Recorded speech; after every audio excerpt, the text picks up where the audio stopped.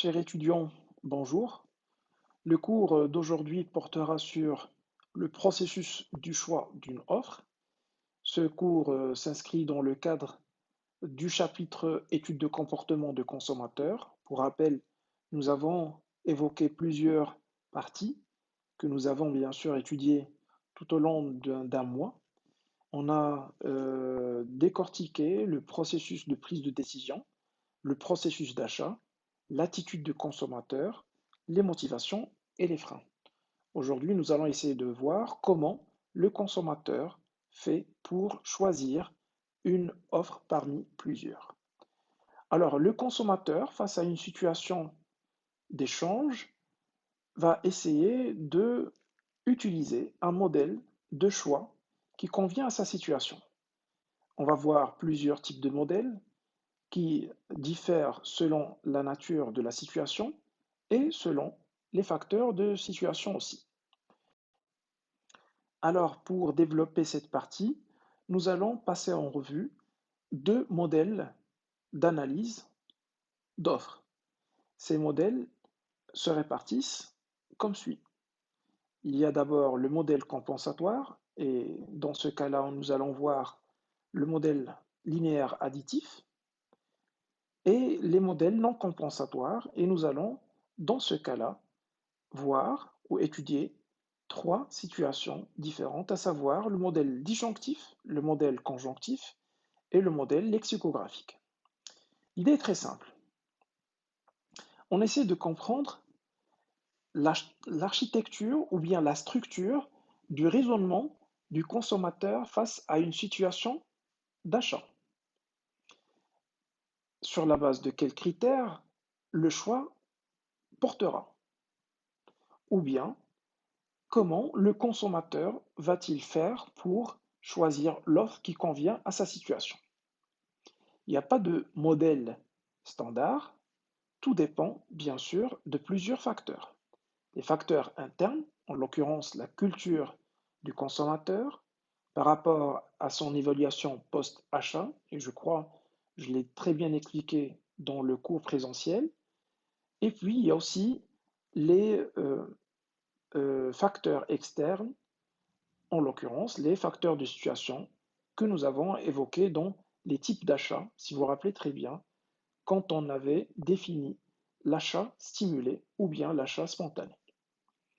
Alors, pour comprendre le fonctionnement de chaque modèle, nous allons essayer de nous mettre en situation d'achat.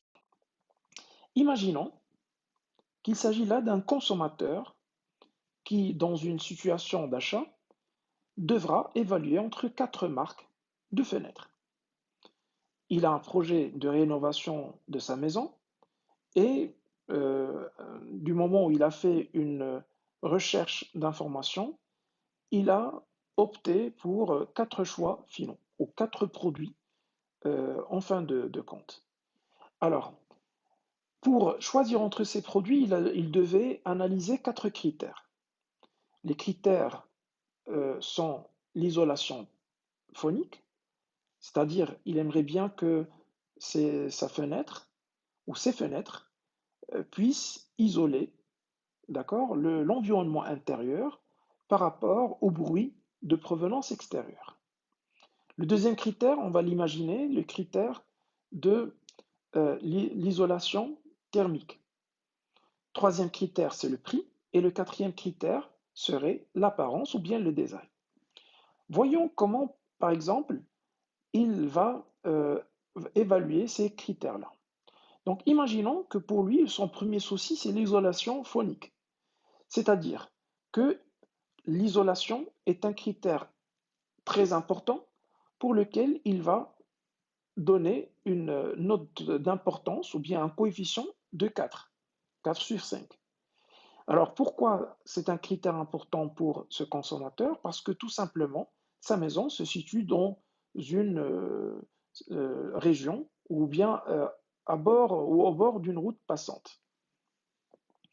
Deuxième critère, c'est le critère de l'isolation thermique, puisque c'est un consommateur potentiel qui habite dans une ville côtière, humide, et bien sûr, les conditions climatiques le concernent et donc il aimerait bien, à travers ses fenêtres, s'isoler par rapport au climat ambiant à l'extérieur. Troisième critère, c'est le prix. C'est vrai que le prix est un critère de choix important dans la plupart des situations, mais pour notre ami, il ne requiert pas cette importance et donc il va lui accorder un coefficient de 1. Et finalement, le dernier critère, c'est l'apparence. C'est pas une, je veux dire, condition qui le préoccupe pour autant, donc il va lui attribuer un coefficient de 2. Donc ces coefficients ont le même rôle que le coefficient que vous obtenez dans votre bulletin de fin d'année par rapport aux matières.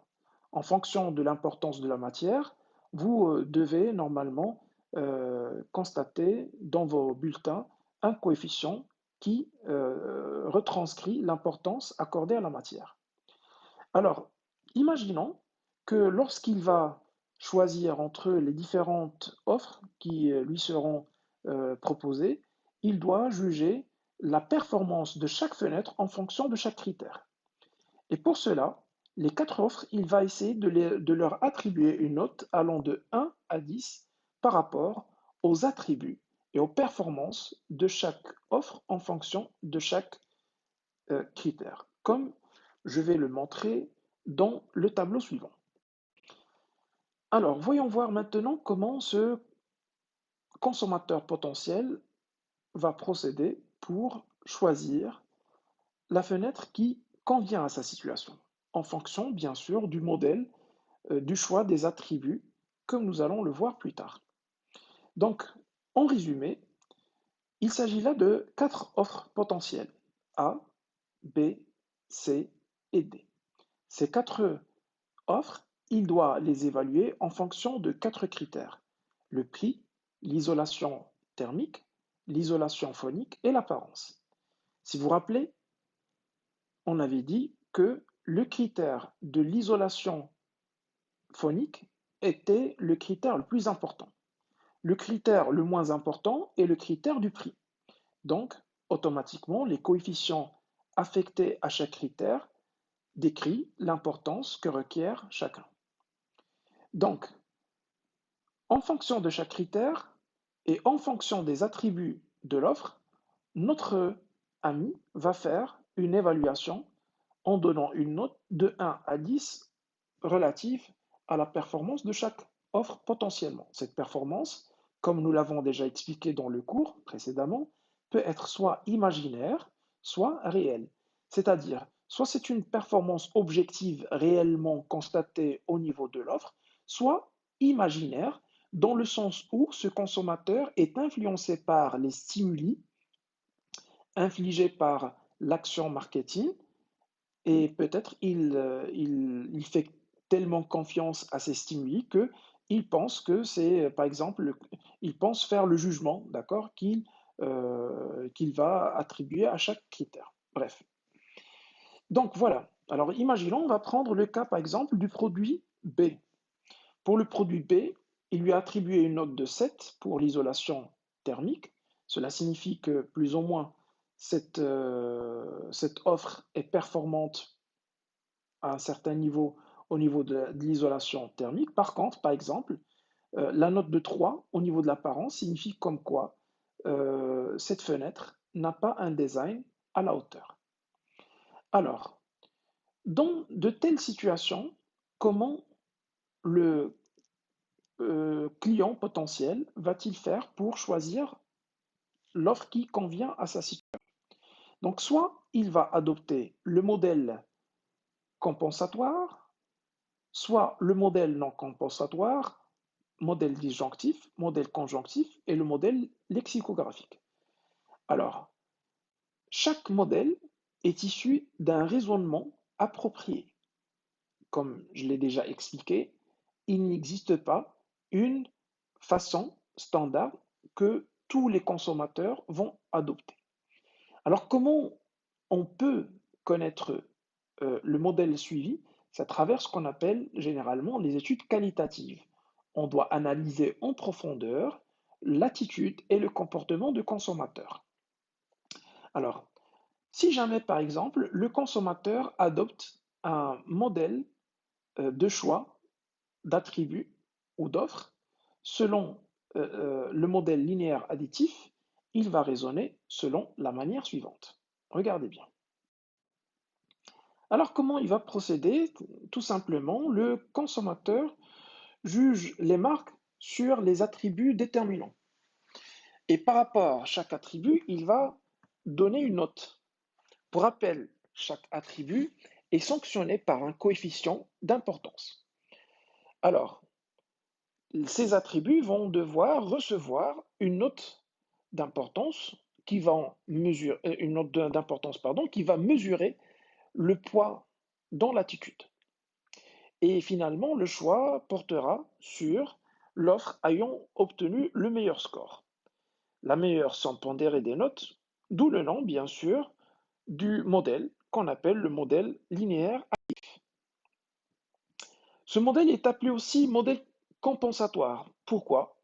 Eh bien, tout simplement parce que les critères ayant obtenu une mauvaise note ou mauvaise appréciation vont être compensés par les critères ayant obtenu une bonne note et donc il va y avoir une compensation finale. Dans ce cas-là, on va revenir à la situation de départ pour comprendre, dans ce cas de figure, quelle est l'offre qui serait choisie par le consommateur. Alors, pour rappel, le consommateur devait choisir entre quatre offres A, B, C et D. Il a donné des coefficients d'importance à chacun des attributs. Alors, comment il va procéder? Eh bien, tout simplement, il doit multiplier la note attribuée au critère ou bien à l'attribut fois le coefficient qui signifie dans ce tableau note d'importance. Par exemple, pour le A, donc pour l'offre A, le score total sera calculé de la manière suivante. 7, la note attribuée au prix, fois 1, la note d'importance du prix, plus 6, la note attribuée à l'isolation thermique, fois 3, la note d'importance de l'isolation thermique, ainsi de suite. Plus 5 fois 4, plus 3 fois 2, ce qui donne un total de 51. Pour la marque B, le score total est de 49. Pour le C, le score pondéré total est de 58. Et finalement, pour la marque D, le score pondéré total est de 42. Donc là, je crois, vous connaissez déjà la marque que ce consommateur va choisir si jamais il adopte un modèle de choix de l'offre dit modèle compensatoire ou bien modèle linéaire additif. C'est bien sûr l'offre C. Pourquoi? Puisque tout simplement, l'évaluation est favorable pour la marque C, ayant obtenu le meilleur score pondéré. Voyons maintenant si jamais ce consommateur opte pour un modèle non compensatoire. Pour rappel, les modèles non compensatoires se répartissent en trois catégories. Le modèle disjonctif, le modèle conjonctif et le modèle lexicographique.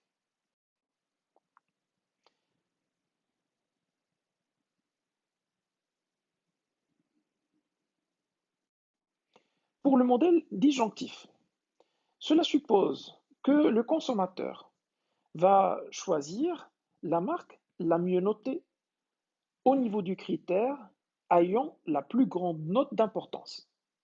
Si vous vous rappelez, dans notre cas, le critère le plus important est l'isolation phonique. Rappelons-le, cet attribut a obtenu un coefficient de 4. Donc, le choix du consommateur portera sur la marque C. Pourquoi? Parce que la marque C a été bien notée au niveau du critère isolation phonique et c'était d'ailleurs la meilleure note. Voyons au niveau du tableau. Donc, les critères le plus important, c'est l'isolation phonique. Et bien sûr, la marque C a obtenu le score le plus élevé, 7, sachant que les autres marques ont obtenu des notes inférieures. Alors, en fin de compte, la marque qui serait choisie, c'est la marque C.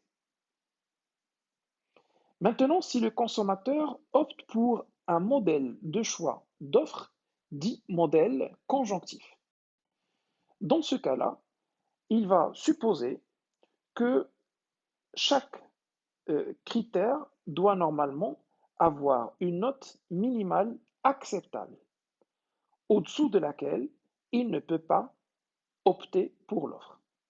Imaginons que dans ce cas de figure, dans la subconscience du consommateur, il y a un strict minimum des notes qu'il peut accepter pour chaque critère. Donc, par exemple, imaginons que la note minimale pour l'attribut prix étant de 2, la note minimale pour l'isolation thermique est de 3, la note minimale pour l'isolation phonique est de 5 et la note minimale pour l'apparence est de 3. Si maintenant nous revenons au tableau, nous allons essayer de comprendre dans ce cas de figure quelle est la marque qui serait choisie par le consommateur. Alors, réfléchissons un petit peu. Quelle est la marque qui serait achetée ou bien choisie par le consommateur dans cette situation? Donc, il va essayer dans ce cas-là d'éliminer les marques ayant obtenu la note la plus faible par rapport au seuil minimal accepté par chaque attribut.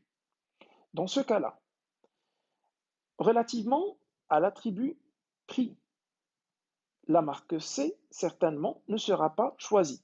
Pourquoi? Tout simplement parce que la note de l'offre C au niveau de l'attribut du prix est inférieure au seuil minimal accepté. Pour l'isolation thermique, à la limite, la marque D a une note strictement acceptée ou strictement minimale.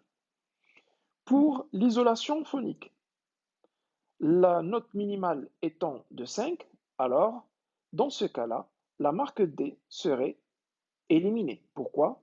Puisque sur cet attribut, cette marque a obtenu une note de 4 inférieure à 5, le minimum accepté. Au niveau de l'apparence, la marque au niveau de l'apparence, le seuil minimal est de 3 et bien sûr, les marques C, B et A peuvent normalement être acceptées. En revanche, la marque D ne sera pas acceptée. On va essayer de résumer tout ça. La marque B serait éliminée. Pourquoi? Parce que tout simplement, sur la base de l'isolation phonique, qui est le critère le plus important, cette marque a obtenu un score ou plutôt une note de 4 qui est inférieure à 5, le strict minimum. On va devoir éliminer le C pour la même raison. Et, plus exactement, relativement au critère du prix, puisque C a obtenu la note de 1 qui est inférieure à 2 par rapport au critère du prix. Et on devra aussi éliminer la marque D par rapport au critère de l'apparence, vu que ce dernier a obtenu une note de 2 inférieure à 3, qui est la note minimale acceptée.